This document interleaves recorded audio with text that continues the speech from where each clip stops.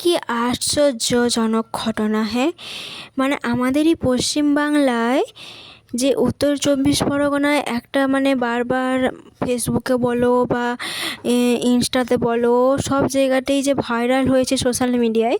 তো দেখলাম মানে আজকালকার যুগে মেয়ে ছেলেদের মানে কি বলবো, একটা 15ই আগস্ট স্বাধীনতা দিবস, সেখানে কোনো মন্দির বা মসজিদ নিয়ে কোনো আলোচনা করাটাই ঠিক নয়।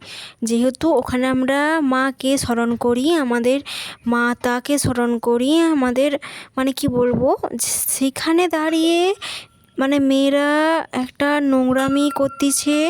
নোংরামি বলবো না, একটা কি বলবো, তাদের নিজেদের যে মানে মসজিদের যেটা আওয়াজ, ঠিক আছে, ওটাই করেছে ওরা। তো তারপরে আবার কি লাড্ডু খাবার লোভে ওরা এসেছে। মানে হ্যাঁ, আমরা জানি যে আমরা 15ই আগস্ট যাই, তো অনেকের স্কুলে তো অনেক কিছুই দেয়। তা বলে আমরা যে ওখানকে যাই, আমরা একটা দেশ স্বাধীন, আমরা আজকে যে মানে যে মাটিতে দাঁড়িয়ে আছি, এই মাটিটা আগে ইংরেজের মানে অধীনে ছিল, আমাদের কোনো অধিকার ছিল না এখানে। সেইখানে দাঁড়িয়ে যখন আমাদের দেশ স্বাধীন হয়েছে একটা 15ই আগস্ট, সেইখানে এখন মেয়েদের কি মানে কি বলবো শিক্ষা। তো বাদ দাও এসব, আমি এটা জাস্ট দেখেছি, মানে তাই আমি আর কিছু বলবো না।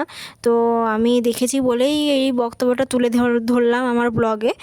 তো বাদ দাও। তো হ্যালো ফ্রেন্ডস, আমি মৃন্ময়ী। তো আমার এই ফুল ব্লগে তোমাদের অনেক অনেক স্বাগত জানাই। তো সকালবেলা ঘুম থেকে উঠে পড়েছি তোমার ওই ধরো 4টা 40-এর দিকে। তো উঠে গিয়ে তোমাদের দাদাভাই তো ডিউটি চলে গেছে। তো দাদাভাই তার কাল মানে আগের দিনের রুটি ছিল, রুটি খেয়ে ও কাজে গিয়েছে।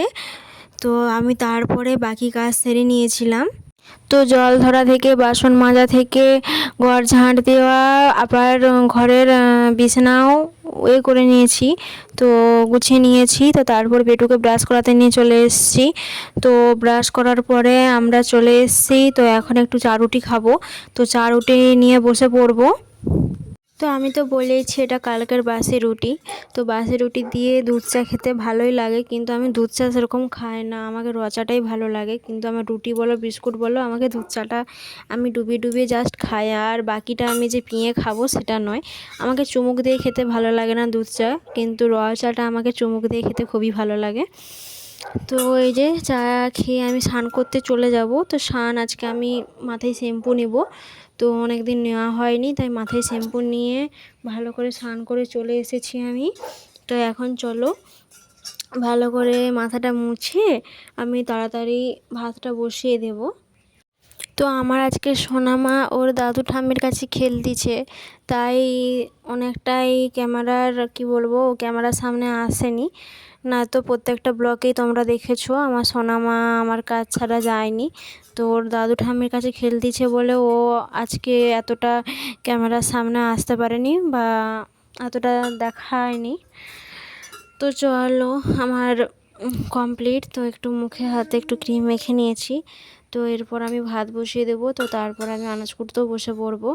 তো আজকে বেশি কিছু করব না, ওই একটু ভেড়ি ভাজবো আর তোমার একটু ডিম আলুর ঝোল করব। তো সকাল থেকে তো সোনামাকে ক্যামেরার মধ্যে দেখতে পাওনি। তো এই যে আনাজ কুটার সময় আমার সোনামা চলে এসছে, একটু দুষ্টুমি করে নিল আমার সঙ্গে। তো ও যে দুষ্টুমিটা করে না, আমার কোনো রাগও হয় না কিছু, মানে ওর উপরে যে রাগবো সেটাও নয়। কিন্তু হ্যাঁ, যখন তখন একটু যদি ছড়াছড়ি করে দেয় তখন রাগ হয়, কিন্তু কি করবো, আমি কিছু বলি না। তো ও তো ছোট, ও তো এখন ছড়াবে। আমরা যখন ছোট ছিলাম তখন আমরাও ছড়িয়েছি, আমরাও ভেঙেছি, তো জল ঘেঁটেছি, জলের ওপরে কাদোয় সবই করেছি। তো আমার ওই করতে করতে আমি তরকারি বসে দিয়েছি। তো একদিকে আমার ভেড়ি ভাজা হয়ে গেছে।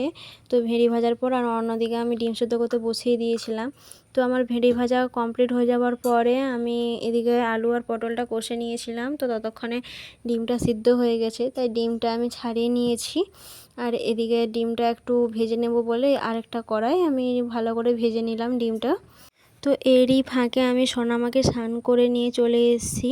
তো এদের ঠাম্মি আর ওই যে দুজনকে আমি খেতে দেবো বলে তাই আমি ভাত বেড়ে নিয়েছিলাম, তো দুজনকে খেতেও দিয়ে দিয়েছি। তারপর বাবা বাজার থেকে এই যে পুঁটি মাছ, মুরল মাছ সব মিশামিশি মাছ কিনে আনছিল, তো ওটাও আমি ভেজে নিয়ে করে খেতে দিয়ে দিয়েছিলাম। তো তারপর তোমাদের দাদাভাইও ডিউটি থেকে চলে এসছে, তো ওটা আমি ক্যাপচার করতে পারিনি। তো এসে করে স্নান করে খেতে বসে পড়েছে। তো খাবার শেষ হতে মাকে নিয়ে একটু যাচ্ছে বড়দির বাড়ি ছাড়তে। আমার ভিডিও তোমাদের কেমন লাগলো তা অবশ্যই কমেন্ট করে বলবে। যদি ভালো লেগে থাকে তাহলে লাইক শেয়ার কমেন্ট অবশ্যই করবে। আর যারা নতুন দেখছো তারা ফেসবুক থেকে দেখলে ফলো করে দেবে, আর ইউটিউব থেকে দেখলে সাবস্ক্রাইব করে দেবে।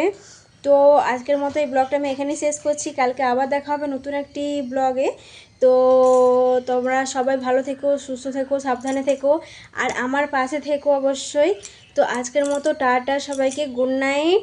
তো সবাই আমার পাশে থাকবে, আমাকে লাইক শেয়ার কমেন্ট অবশ্যই করবে। তো একটু সাপোর্ট দরকার আমার, তো প্লিজ আমাকে সাপোর্ট করবে সবাই, ঠিক আছে।